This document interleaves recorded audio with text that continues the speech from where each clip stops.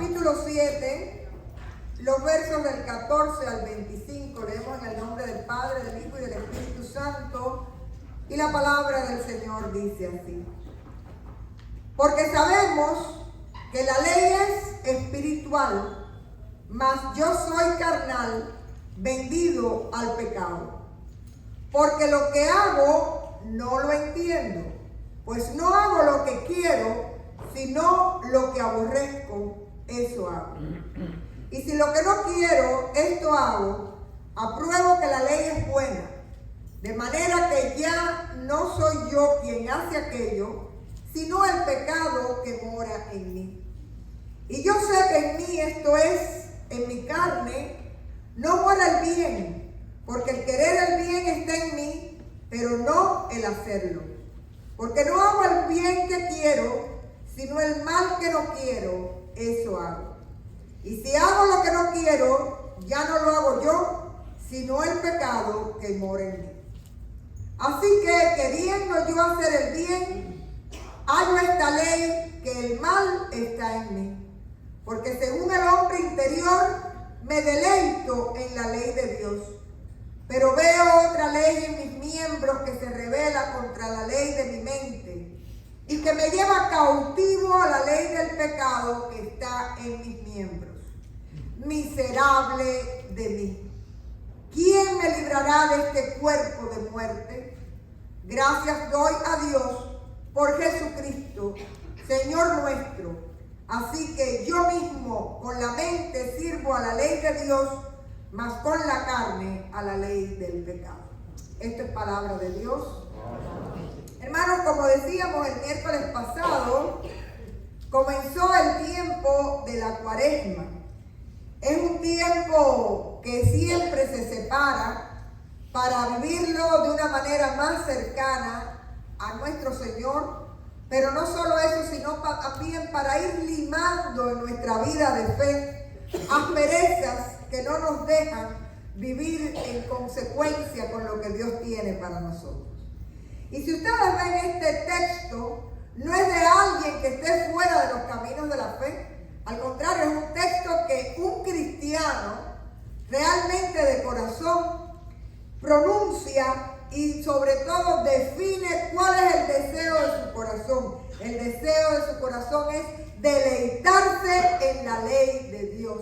Es decir, agradar al Señor, vivir para Él. Y ha estado explicando Pablo en los capítulos anteriores, solo para decirles, por ejemplo, el libro de los Romanos viene siendo el resumen, es la última carta que escribe Pablo, es como un resumen de toda su teología. Y él ha estado explicando anteriormente que la ley es espiritual, ha sido dada por Dios, pero la ley no salva. La gente, por mucho que se ponga a intentar cumplir la ley, nunca va a ser del todo agradable delante del Señor, sino que la ley viene siendo como un espejo, vamos a llamarle así. Un espejo donde cuando tú te miras, ves todo lo feo que hay en ti. Ves el orgullo, ves la soberbia, ves el pesimismo, ves la conmiseración. Y esa ley de Dios, que no es otra cosa que la voluntad de Dios para tu vida, de alguna manera es como un termómetro que siempre nos está diciendo: te falta y eres limitado, porque en nuestra humanidad ninguno de nosotros puede por sí mismo alcanzar salvación. Así que la pregunta es: ¿y por qué razón es que somos limitados y necesitamos a Cristo? Muy sencillo. Usted y yo nacimos en pecado. Desde Abraham y Eva, la humanidad se separó del proyecto de Dios y dejó entrar el pecado en nuestras vidas. Y la naturaleza humana es una naturaleza de pecado. ¿Y cómo lo explico siempre? Al niño usted no le tiene que enseñar a decir mentira. Eso lo sabe solo. Usted no le tiene que enseñar a morder, ni a darle el manotazo al otro, ni a empujar para ir primero él. Eso viene en la hechura de fábrica. Usted al niño no le tiene que enseñar a desobedecer, porque son chiquiticos y ya te miran a ver si tú no te das cuenta para ellos andar por su rumbo. Con esto, ¿qué les quiero decir? Que en nuestra naturaleza hay una parte que es nuestra humanidad. Y nuestra humanidad trae engendrado lo que es el pecado en nosotros. Ahora bien, la pregunta es, ¿y si ya yo he sido salvo en Cristo? Si ya yo me he entregado al Señor, le decimos gloria a Dios, porque ya el pecado no rige en ti. Ya en ese momento tú has sido sellado con el Espíritu Santo. Y dice que el mundo de pecado trata de traerte cautivo, porque siempre vamos a vivir en esta carne que conlleva nuestra naturaleza pecaminosa, pero ya tú le perteneces al Señor. ¿Y cuál es la diferencia? Y fíjense, es interesante porque yo siempre digo que en el mundo espiritual no hay agentes libres. ¿Qué quiere decir agente libre? O usted está bajo el dominio del pecado, de la muerte, de Satanás, de las tinieblas, o usted está bajo el dominio de la gracia, de la luz, de la vida eterna y abundante en Cristo. No hay gente que pueda estar en la cerca. Usted no puede ser un casi cristiano. O está de un lado o está del otro. La reja, la verja no existe, no es lugar para poder estar. Entonces, cuando usted ya realmente es una persona que le ha entregado su vida a Cristo, hay una lucha que siempre nosotros vamos a tener hasta el último día de nuestras vidas, que es la lucha entre nuestra carne, nuestra humanidad y nuestro espíritu que quiere agradar al Señor, que es la lucha entre la santidad que el Señor espera de nosotros, que no quiere decir que nunca tengamos pecado, sino que el pecado no nos dirige y lo podemos detectar cuando lo cometemos, y lo que es el mundo de la santidad contra el pecado, la carne y el espíritu. Son luchas que siempre vamos a estar viviendo en cada una de nuestras vidas. Pero como nosotros estamos bajo la cobertura de la gracia, por la sangre de Cristo en la cruz del Calvario, que a Él sea la gloria, Él nos ha puesto dentro, vamos a decir, como si fuera un sensor. Estos carros nuevos que algunos de ustedes tienen, que cuando usted se sale y pisa la raya, le pitan, ¿saben? Y entonces es una alarma que te está diciendo, te saliste de la senda, hay algo que no está bien. Para los más viejos que no tenemos esos carros, pudiera ser como un Pepito Grillo, ¿no? Que nos dice algo no está bien. Pero lo que sucede aquí es que una y otra vez Satanás, aunque tú no le perteneces, dice que va a tratar de llevarte cautivo a tu vieja naturaleza. Y fíjense que es interesante porque en el capítulo 6, el verso 14, Pablo ha dicho: porque el pecado no se enseñoreará de vosotros, pues no estáis bajo la ley, sino bajo la gracia. ¿Qué quiere decir este texto? Que vamos a seguir pecando porque vivimos en nuestra naturaleza humana, pero que quien rige tu vida es el Espíritu Santo de Dios, y tú eres salvo por la gracia de Jesucristo. Amén. Entonces, cuando usted llega a ese momento y esa lucha que siempre vamos a vivir, Pablo lo define de una manera extraordinaria.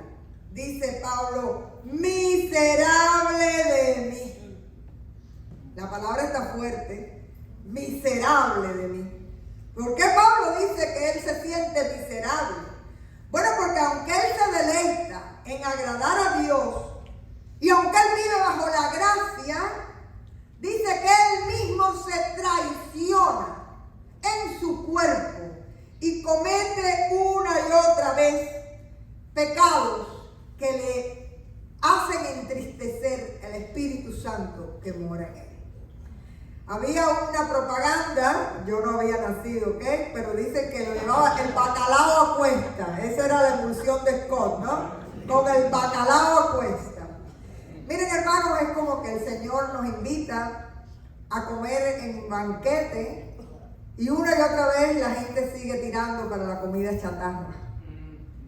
Es como que el Señor te viste con trajes de fiesta, de boda, y tú sigues tirando para vivir en tus harapos antiguos. Y lo interesante es que cada uno de nosotros conoce cuáles son esas ataduras que nos arrastran o que de alguna manera están en nuestra naturaleza, ya sea por carácter, ya sea por temperamento, ya sea por prácticas de vida, ya sea por formación del hogar. Usted conoce cuáles son aquellas cosas que de alguna manera le llevan cautivo. Yo recuerdo una vez que había una amiga mía, una persona que era de la iglesia donde yo participaba en Cuba, en Matanzas, y fuimos a darle, yo no sé si algunos de ustedes recuerdan que en los parques la gente le daba la vuelta al parque. Y todavía en mi juventud eso se hacía. Se le daba no sé cuántas roscas al parque. Y una muchacha que iba con nosotros, estaba una pipa de cerveza cerca. Y yo les soy honesto, yo pasaba por aquella pipa de cerveza y a mí no me daba nada, porque para mí no es ninguna tentación. Y yo recuerdo que cuando estábamos dándole la segunda rosca, ella dijo, ¿podemos cortar por aquí? Porque a mí me hace daño pasar por ahí porque me encanta. Y a veces uno tiene que tener el intermitente de tú saber qué te daña y tú saber qué te gusta pero no te edifica y evitarlo. Porque no se vaya a creer usted que usted es más que Pablo, porque no lo es, ni yo tampoco. Y miren cómo dice Pablo en el verso 22, porque en lo íntimo de mi ser me deleito, fíjense que la palabra es linda, se deleita, se goza, se regocija en la ley de Dios. Pero me doy cuenta de que en los miembros de mi cuerpo hay otra ley, que es la ley del pecado. Esta ley lucha contra la ley de mi mente y me tiene cautivo. Es tan sencillo como que usted sabe lo que es correcto, en palabra y en acción, pero usted termina haciendo lo contrario. Como cuando nos decimos, me hace daño el azúcar, estoy en el borde de la diabetes, todo el día hizo una dieta rigurosa y por la noche se toma un helado. Porque al final, ese gusto, esa tendencia natural es la que gana. Dice el verso 15, que también es una parte muy explícita. Porque lo que hago no lo entiendo, pues no hago lo que quiero, sino lo que aborrezco, eso hago. Sigue el 17, de manera que ya no soy yo quien hace aquello, sino el pecado que mora en mí. Y yo sé que en mí, esto es, en mi carne, no mora el bien. Porque el querer el bien está en mí, pero no el hacerlo. Porque no hago el bien que quiero, sino el mal que no quiero, eso hago. Hermanos, esa es la condición de cualquier cristiano real, que quiere agradar al Señor, que quiere vivir en sus caminos, pero que a la misma vez se siente en conflicto con su naturaleza, con sus gustos, con su pasado, con su carácter, con su temperamento, con su formación, con su historia antigua de vida. Así que hay una solución y esta solución es muy clara. Jesucristo ya nos hizo libres de eso. Jesucristo ya nos liberó del poder del pecado. Que todavía habite en nosotros no quiere decir que nos dirija o que nos rija. Y hay algo interesante, que hay el piloto ese que usted tiene dentro. Cuando usted obra de manera que no agrada al Señor, se siente miserable. Y es lo que dice la palabra, miserable de mí. Y en la medida en que usted busca más del Señor, en la medida en que usted se llena más de su espíritu, como que ese intermitente va a estar más poderoso en nosotros. Y hay una manera interesante de reconocerlo. Usted se va dando cuenta que las cosas que yo hacía ya no las hago más. Que las cosas que yo decía ya no las digo más. Como dice el coro, porque hubo un cambio cuando a Cristo recibí. Quiere decir que nosotros podemos venir a Cristo como quiera que estemos. Pero la obra del Señor en nosotros es ir remodelando nuestra alma. Y nosotros tenemos que dejar al Espíritu Santo hacer su obra en nosotros. Y con lo que hoy yo me siento cómodo, mañana no me voy a sentir cómodo. Porque el Señor va a ir lijando, regulando nuestra vida espiritual. Y quitando o por lo menos señalándonos qué es lo que estorba y qué es lo que no debe estar. Hermanos, hay una realidad. Hemos comenzado la cuaresma y la cuaresma es un tiempo para crecer en el Señor. Para reconocer que la tentación sigue siendo real en nuestras vidas. Para reconocer que una y otra vez nosotros podemos caer. Pero hay un sello indescriptible que usted vive cuando usted vive agradando al Señor. Usted tiene paz en su corazón.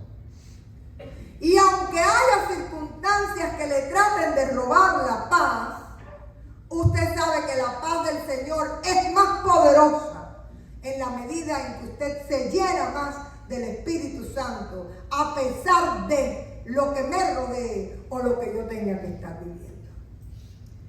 Es una experiencia espiritual que hay que crear, hay que vivir y hay que recrear. Pero déjenme decirles, el Señor no prometió mentira. Él dijo, mi paz os dejo, mi paz os doy, no como el mundo la da, yo os la doy. No se turbe vuestro corazón ni tenga miedo. Y si usted en este momento siente que usted no está viviendo en esa paz, reclámela del Señor. Y a pesar de las circunstancias, pídale al Señor que le enseñe cómo usted puede vivir, no bajo el poder del pecado y de la carne que le quita la paz, sino en la autoridad de la sangre de Cristo, de su gracia que ha venido a darle paz. Y hay una manera muy interesante que nosotros tenemos que aprender. Cuando usted es de Cristo, usted baila según la música del Señor. Usted no tiene que bailar según la música que te ponga las circunstancias ni el mundo. Porque cuando eso sucede, entonces perdemos la paz. Nosotros tenemos que tener algo muy importante para poder vivir en esta lucha entre nuestro yo, nuestra naturaleza, nuestra carne y lo que el Señor tiene para nosotros. Y es primeramente aprender a definir cuándo yo estoy siendo tentado. ¿Qué es lo que a mí me tienta? Y corra, aléjese de ahí. Lo segundo es aprender a decir no. Porque no también es respuesta y no también es válido. No participo, no quiero, no me gusta, no. La tercera cuestión es aprender a doblegar nuestra voluntad a lo que agrada a Cristo. Y esto usted lo tiene que hacer en una íntima relación entre su mente que quiere agradar al Señor, su espíritu que quiere agradar al Señor y su cuerpo que tira para el otro lado. Así que hay que lograr ahí en todas las cuestiones de la vida un equilibrio para poder vivir y crecer en el Señor. Afirmando actos de bondad, usted nutre la paz de Cristo. Cuando la gente espera que usted grite, sonría y hable bajito. Dice, estudiamos el otro día, no sé si fue en el estudio bíblico o aquí, que decía, ascuas de fuego amontonará sobre su cabeza. Es decir, la persona que espera una reacción según la carne y usted le responde según el espíritu, usted lo avergüenza. ¿Usted sabía eso? Y otro día vamos a predicar sobre eso en Santiago. pero nosotros tenemos que tener voluntad para agradar al Señor. Y hacer ayuno en esta cuaresma de todo aquello que no nos edifica. Alguien me decía que se habían puesto algunas metas: no vamos a murmurar, no vamos a hablar mal de la gente, y yo creo que pudiéramos hacer nosotros nuestro propio ayuno. Si tú eres criticón, no critiques. Si tú eres chismoso, no chismees. Si tú eres mentiroso, no digas mentira, o por lo menos quédate con las blancas, si es que existen. Si usted en alguna medida es una persona egoísta, pues trate de levantar su mirada y mirar a los que le rodean. Y como decíamos hace unos días, ser olor fragante de Cristo para la gente que está alrededor tuyo. Así que, hermanos, yo creo que la meta para nosotros en esta cuaresma es que usted pueda hacer lo correcto aun cuando no se sienta de la forma correcta. Porque usted puede llevar a su cuerpo, a sus deseos, cautivos a los pies de Cristo y mover su voluntad de tal manera que agrade al Señor. La invitación que tenemos en este tiempo de cuaresma es que usted recuerde que usted vive bajo la gracia. Que usted recuerde que el pecado no le domina. Le quiere llevar cautivo, pero no tiene dominio, no tiene poder de usted. Amén. Amén. Y usted recurre a la armadura que el Señor le da en fe para poder resistir los dardos del maligno. Y tratar de que este tiempo no sea solo un tiempo que usted se retire de cosas que pudieran gustarle, pero que no le edifican, sino que le ayude a hacer de eso un modo de vida para usted. De tal manera que la buena noticia es que aunque nosotros nos sintamos en algún momento miserables, ya sea por nuestra palabra errada, ya sea por nuestra acción errada, ya sea por nuestro pensamiento errado, hay perdón en Cristo Jesús, porque Él murió para perdón de nuestros pecados. Y ya usted y yo no somos condenados, porque aquel que pudo habernos condenado nos ha hecho libres. Nos ha hecho libres por gracia y por su amor. Así que trabajemos en este tiempo de cuaresma en remodelar nuestra alma y tratar de que nuestro cuerpo pueda vivir, o nuestra carne, nuestra humanidad pueda vivir cada día más cerca del Señor, pueda agradar cada día al Señor. Y aprenda a orar dándole al Señor la prioridad en cada una de sus decisiones de vida. Y dé gracias y alabe al Señor, porque en medio de este discurso, de esta carta, Pablo dice en el 25, gracias doy a Dios por medio de Jesucristo nuestro Señor. Dé gracias, porque Jesucristo ya venció por ti, y porque tú y yo le pertenecemos, y Él hace batalla a nuestro favor. Qué bueno que tenemos el intermitente para que nos diga en el espejo de la fe cómo nos estamos viendo. Y nunca se decepcione, porque siempre usted se va a frustrar tratando a veces de hacer cosas que no va a lograr. Pero recuerde que hay un paso a la vez, y que el crecimiento cristiano y la santificación cristiana es un camino que hay que recorrer todos los días hasta el final. Vamos a orar.